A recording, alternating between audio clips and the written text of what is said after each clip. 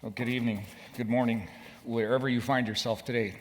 We record this on Saturday night, and we post it on Sunday morning for our church family to experience it together. Our hope is that for our Sunday morning family, that this is as real for you as it is for us in this room. We know there is that little bit of a barrier, but we actually picture you being in the room with us.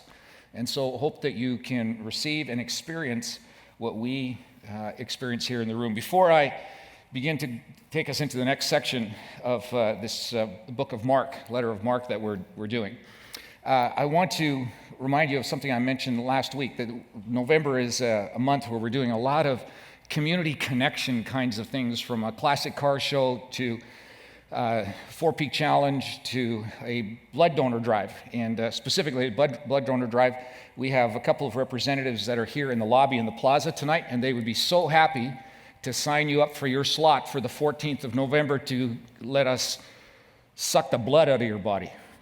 How's that? But it is really the gift of life to people. By the way, this last week we sold out on Four Peak Challenge. We've now got a waiting list for people that want to be part of it. Isn't that cool? Okay, can I tell you something even more cool than that? One of our key volunteers has been out of town taking care of her dad who's ill. And she's a really key volunteer. We talked to her today. She said, this matters so much to me. I'm going to fly home for the weekend to be part of it and then fly right back to take care of my dad again. That's a really cool thing, that someone would see that kind of investment in God's kingdom in our community. So if you want to help out, don't miss the opportunity for both the Classic Car Show and the Four Peak Challenge. You can go to our website and get information there. Okay, the next section of Mark. This is an eyewitness account, one of the four eyewitness accounts that we have in the New Testament: Matthew, Mark, Luke, and John. And Mark, we've been looking at it the last 4 or 5 weeks, gives us one of the most direct and graphic and adventurous recollections of Jesus' life. And probably it's because he's having it dictated to him by Peter. And if you remember Peter, he always talked before he thought, and did these crazy kinds of things, and was really slow in the uptake in terms of who Jesus was. And he'd be the guy that would say, "I'll never, ever abandon you like others will, Jesus." And then he does it in the most graphic kind of way. This is Peter. He's telling this story. And it's just a fantastic story that he records for us to read. So if you want to follow along, we're going to look at a section from the 4th chapter of his story, verses 35 to 41. But a little bit of backdrop before we get to that. Here's what we learn about Jesus from this section. Mark is very careful in presenting to us the story of Jesus in 2 acts, if you will. The first half of his story is trying to convince us with captivating, riveting stories of the things that Jesus taught and the things that he experienced, that Jesus was not an ordinary man. He was the King of all kings. He came as king. He was not just a man. He was God in human body, the divine king. And in the second half, he tells us what happened, what we did to this King of Kings in taking his life. And if you don't get the first part, the second part simply seems to be someone who was controversial, someone to maybe be considered as a hero in some way, but he ultimately dies, and then it's got this feel-good ending where he comes back to life again. But if you don't get the first part right of who it is, you miss the power of the second half. So what I want to cover with you today is one of the most interesting and actually popular accounts from Jesus' life. It's filled with a wow factor that's really unique. It's possibly the most underrated, overlooked, and somewhat controversial, even avoided story. But it's popular, but the true meaning of it is oftentimes just avoided, because if you dig into it a little bit, it actually creates a little bit of discomfort if you don't understand it. But if we can go deeper into it, we're going to see that the deeper meaning holds an essential element in understanding Jesus' character and who he is. And here it is. It's the fear of Jesus, being afraid of Jesus. Now, right off the top, when I say that, particularly if you're new to the Christian faith or you're exploring it, you might not like that idea. You thought Jesus was just this loving, good guy, and now there's apparently some fear involved here as well Can't make sense of that. So that's what we want to look at. It sounds a little strange. It might even be off-putting because we think of Jesus, or we want to think of him as meek and mild, tossing little children in the air as they giggle, petting little lambs, and looking pensively off into the sunset as his permed blonde hair gently blows in the breeze while he casts a beautiful shadow over humanity. That's his tenderness. But this weekend, we're going to see a related and seemingly opposite side of Jesus. But I hope what we'll see is that it isn't the opposite, but it's an essential part of the whole. In fact, without a healthy fear or reverence or even an uncomfortable awe of Jesus, we actually will never understand how treasured and how comforting his tenderness is. He's just going to seem soft. But when you see this side of it, he is not soft. You see, some people assume to fear Jesus is to minimize his love. It's some kind of leftover relic from an oppressive, archaic religious past. And it couldn't be further from the truth. But tell me if it isn't your experience, as it is mine, anytime that we're in the presence of greatness, somebody who's truly great, we feel a sense of trepidation and sometimes even panic. Right? I was born and raised in Canada, eh? I'm sorry for that. Well, a little, unknown fact that may or may not surprise you is that a distinctive Canadian genetic quality of all little boys in Canada is that they actually come through the birth canal with little ice skates on their feet. Did you know that? Yeah. It makes it a little delicate in the birthing process for the mom, but that's why every little Canadian boy plays hockey. Every one of us do that. In Canada, parents don't brag about the child's first steps. You brag about the first time the child skated. That's the deal. Even the first words aren't even all that big a deal. It's the first goal they score that really matters. And if you're not from Canada, that seems a little odd and weird. It is actually, but in Canada, it's totally normal. So hockey was my deal as I was growing up as a kid. In my growing up years, the very best hockey player by far in the whole world that every little kid wanted to be like was a guy by the name of Bobby Hull. He had this glowing, flowing blonde hair and legendary speed and breathtaking skill. He was known everywhere by his smooth moves and hard shot. His nickname was the Golden Jet. He was the MVP 4 times. He was the leading scorer 3 times. He was league champion 3 times. He's in the Hall of Fame. When the average salary in the NBA, NFL, and NHL was well under $100,000 a year, this guy signed a contract for $175,000 a year and $1 million signing bonus. It had never been done before. This is the kind of heroic guy he was in professional sports. Well, one day, the great Bobby Hull came to our little town where I lived, and I was not going to miss this opportunity to get close to him and get his autograph. So I got to the hockey arena several hours before he arrived. I brought a pen and my scrapbook where I'd put all of my hockey pictures and cards together, and I picked out the very best one of Bobby Hull, and I taped it to the middle of the page of this scrapbook, ready to go, certain that if I could get to him, he would want to write some personal message to me because I was the biggest fan that he had in all of Canada. I knew that he would sign it, Bobby Hull, number 9, and his classic line, the Golden Jet. So I lined up in the queue waiting for him to arrive, and finally he came. All my buddies and myself are in this line. We can hardly contain ourselves. And with great fanfare and announcement, he comes into the arena, and we're told, as we're in the queue, get your signature quickly and move on. There's so many kids that want to see him. You got to move quickly. So finally, after what seemed like forever, it was my turn, and I was right there with him, and I froze. He held out his hand, and I think I held up my hand to shake his.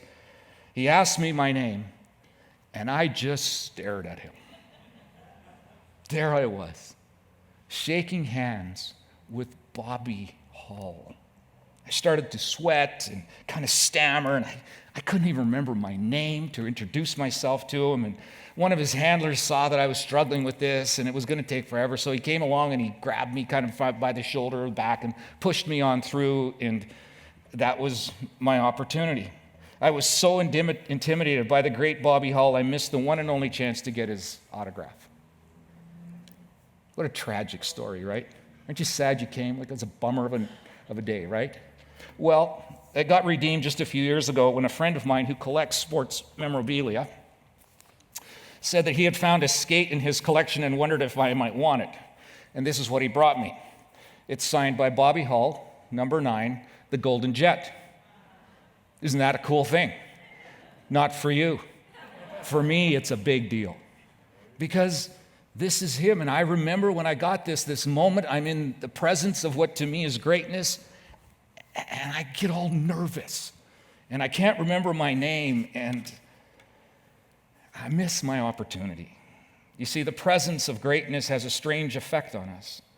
When we encounter it, we feel a strange mixture of desire and terror. We're not sure if we should draw close or run away. So let me ask you, if being in the presence of a human being with human greatness makes us feel that way, what would it be like to find yourself in the presence of infinite greatness? What would that feel like? What would you think? Would you freeze up?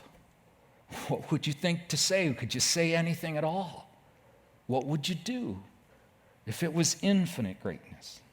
If I was starstruck and frozen in awe in the presence of a hockey player whose goal consists of taking a 3-inch vulcanized rubber disc and putting it into a hockey net consistently, what would it be like to find yourself in the presence of one who spoke the universe into existence? Well, this text from Mark chapter 4 is all about that. Have you ever thought about how big God really is? 25 years or so ago, our family was living in a rural setting, out in acreage out in the country. I came home one night from a late night meeting and pulled into our driveway area. It was pitch dark and eerily quiet once I turned my car off.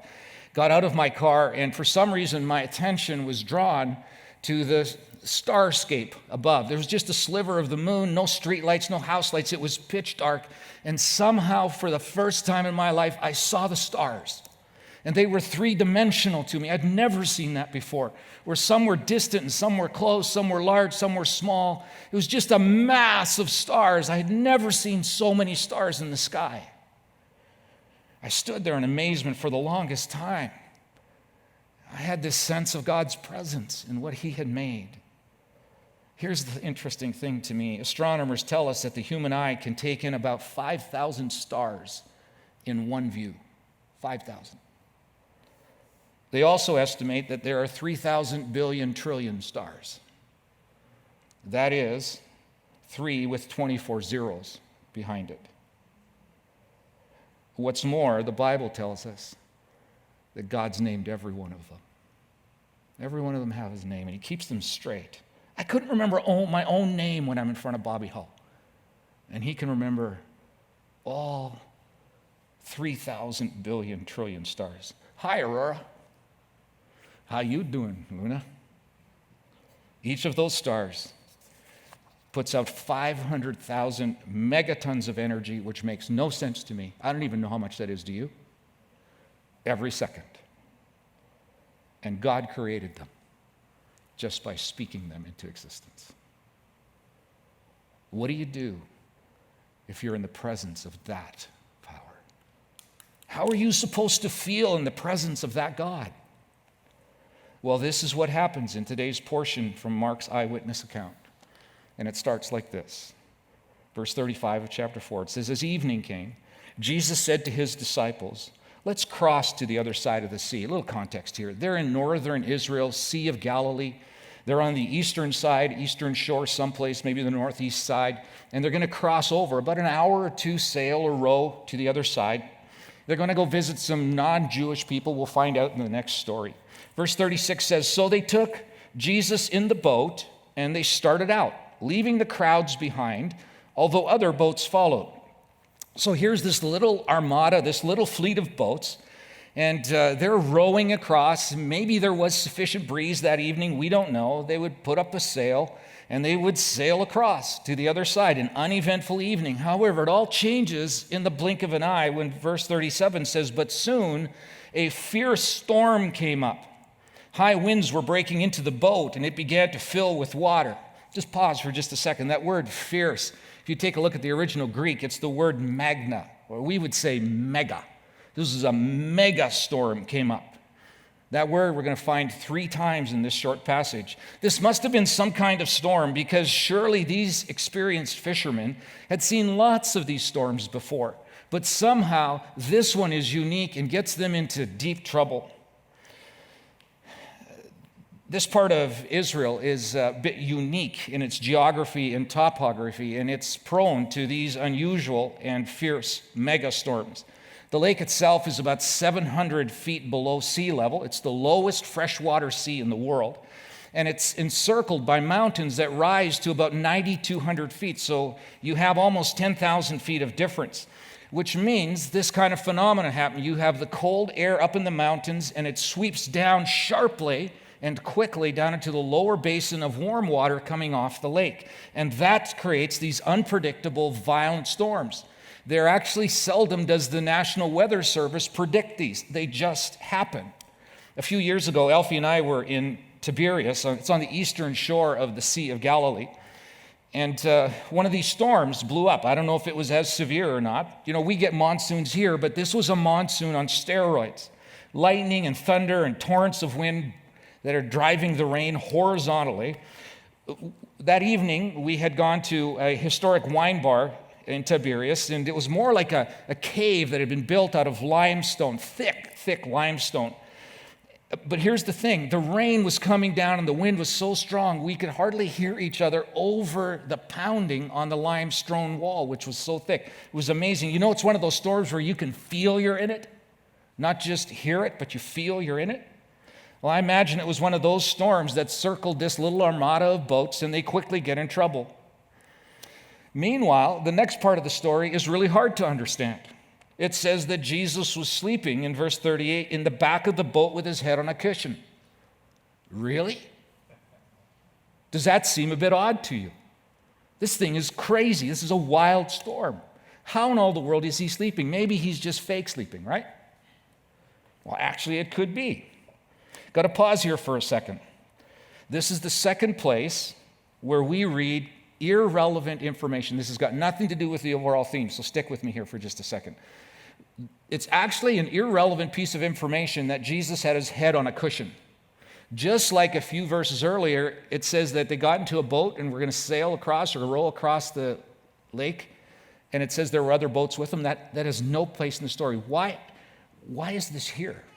Well, if you ever want to defend the veracity of these stories, because there is a segment of our population that would say, hey, these are just myths and legends. Somebody wrote them to make Jesus look good, to give him some street cred.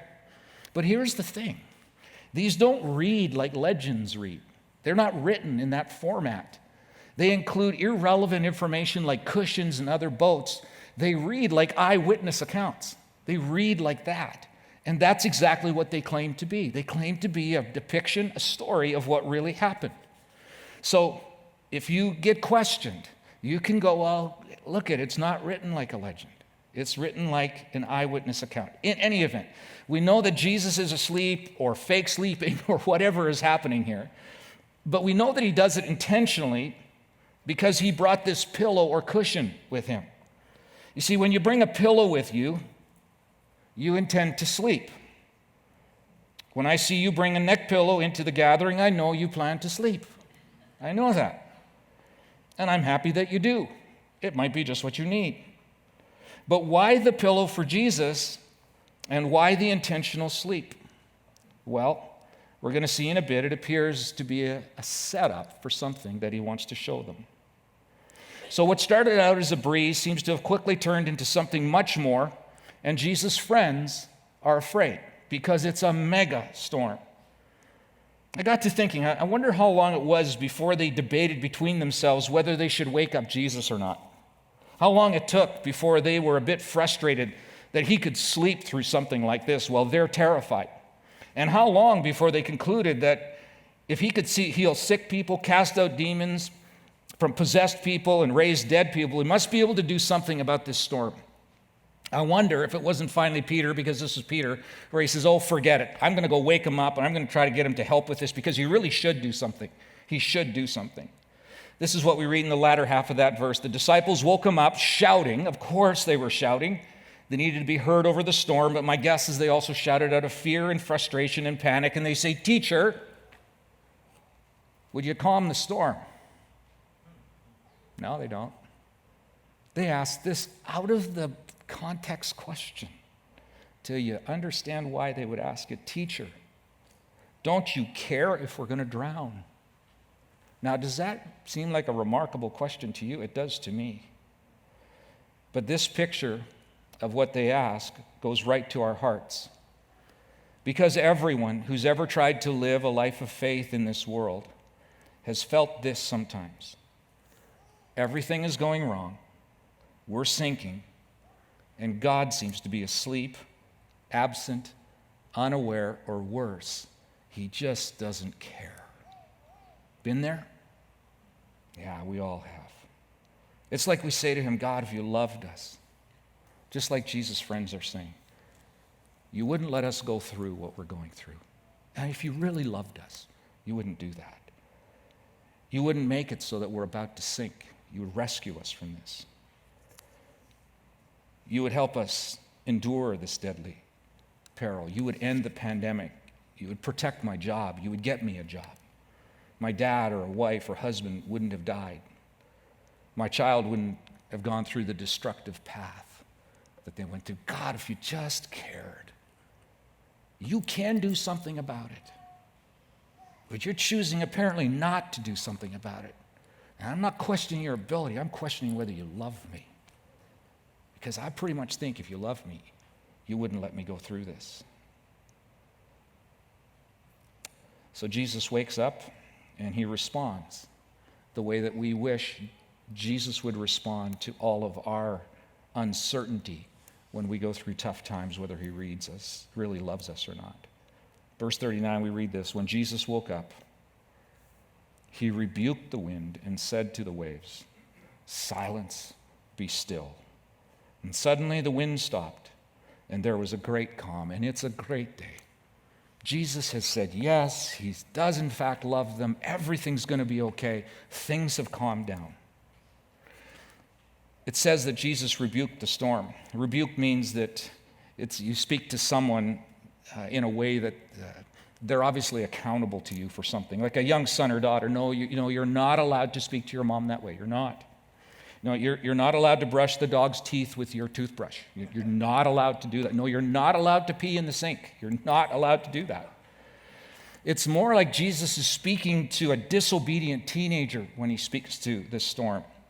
It's interesting. No incantations, no loud repetitions, no chants, no magic wand. He just tells it to stop. Be quiet. Stay quiet. He puts the storm in timeout.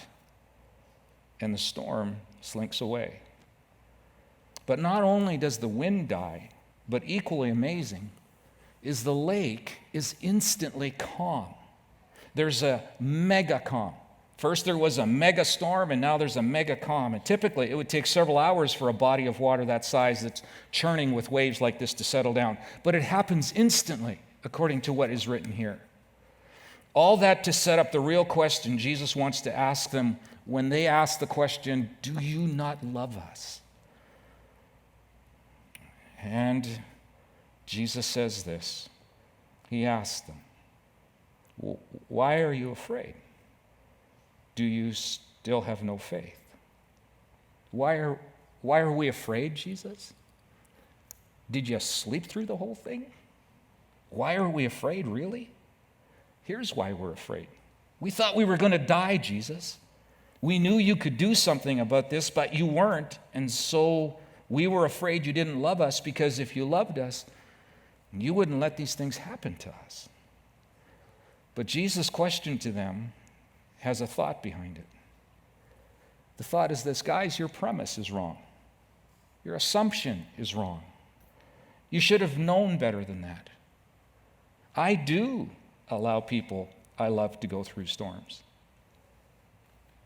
You just had no reason to be afraid of it. Might it have to do with your faith, guys? Might it be? Matthew records this as well in Matthew 8. He recalls Jesus using the term when he refers to their faith, this Greek term, oligobistoi. Don't have to remember that. It just means this: you little faiths. It's almost something that you would say to your child who you're teaching to ride a bike, who just can't let go and relax, needs you to hold onto the bike, and you know that they can trust their balance and they're going to be okay, and they just won't relax and do it. And you might say to them, "Oh, just trust me." Oh, you're just a little faith. You just have a little faith. Jesus is not being harsh with them. He's just saying, guys, you're a little short on trusting me because you don't know me yet. You don't know who's with you. Do you know that that's our problem with trust? It's not that we lack it. It's that we don't know him. We don't know that this is the God of the whole wide universe that spoke things into being, that's in our presence, and we're in his presence. If you knew you were in the presence of someone like that, could you trust them with whatever you have? And this is what Jesus is trying to point out to them. He's not scolding them for it. He just says, you've got to know who's here. Because when you know who I am, trust is going to be a little easier for you. And in case you think Jesus' friends suddenly respond with, right, yeah, you are safe after all, and we should really not be afraid. We don't have anything to fear. You're good, and we trust you. Well, that's not exactly how this turns out. Verse 41 says the disciples were absolutely terrified. Before they were afraid, and now they're mega afraid. So we've had a mega storm, mega calm, now we have mega afraid. Who is this man, they asked each other. Even the wind and the waves obey him. In other words, the rescue scared them more than the storm itself. Seeing Jesus' power over the storm was more terrifying than thinking they were going to drown in the storm. Why? Would you be more afraid to drown in a boat that's sinking in a violent, raging storm without a life jacket, or someone who can speak into the storm and just with his words calm it down and save your life? Which one would you be more afraid of? Honestly. I know that we should all say that it would be the one who calms the storm because you're in church and that's what you're supposed to say. Truth is, most times we just have the storm quieted and be saved. And then we settle for something less. We miss, again, the one who's with us who calms the storm. This is our nature as Westerners, as Americans. We want God to make it fixed for us and make it right. Heal me, fix me, make it good, make it right, and I'm okay with that. And I might never know you, but as long as you make it right. And Jesus will not be content with that. Never.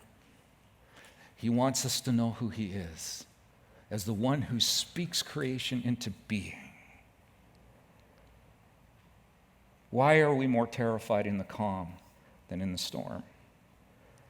Well, you see, throughout Jewish history, other prophets and agents of the spiritual world had possessed the power to heal and cast out demons and raise dead people, but only God. They believed only God could control the forces of nature. Jesus did not call on a higher power as these others did, like God stopped the storm. No, Jesus did it himself through his own power.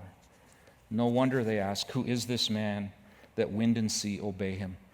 It is God. Next to Jesus' resurrection,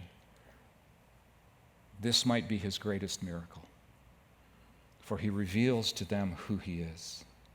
Because Jesus was as unmanageable as the storm itself. The storm had immense power they couldn't control, but Jesus had infinite power they had even less control of. There are two kinds of biblical fear. It's really clear in the Hebrew scriptures. There's pachad, which is situational fear. It's kind of the worst case fear. It's fear of danger and threat, fear that's impersonal, indifferent, and random. It's like a violent storm, for example. Then there's yirah, fear that comes when we find ourselves in the presence of considerably more power and glory than we're used to. The power can't be contained or controlled. Another word we might use for that is awe. But here's the thing. The 80s stole that word from us. You see, you call something awesome today, it's ordinary. It is. I found a deal on a set of used tires. Awesome. Oh, I made a goal of walking 2,000 steps today. Awesome.